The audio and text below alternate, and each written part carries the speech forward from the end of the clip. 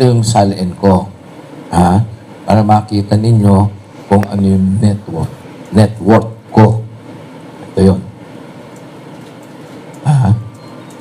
Yung net worth ko for the past 3 decades. Yung pinagmulan. 3 decades. Kasi 3 decades na ako nagtatrabaho sa gobyerno. Okay.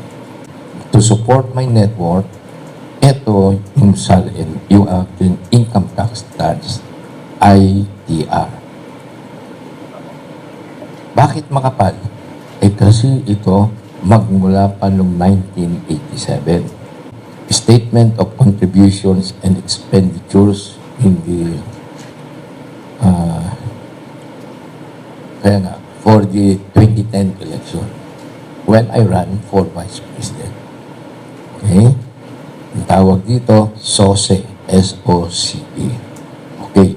Ito, pagpapakita kung magkano yung donations na aming natanggap, ano yung aming nagastos, at yung natira doon sa donation minus savings. May natira, hindi naman kami magsisinungaling na zero.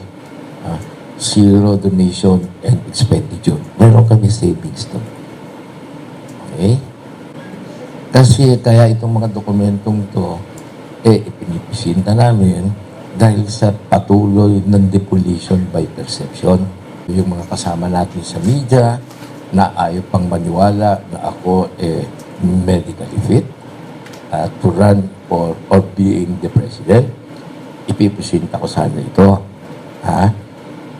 This is to certify that Vice President Kiko Masibinay underwent a thorough medical checkup on January 27, 2016 and was found to be physically and mentally fit for his candidacy as President of the Republic of the Philippines.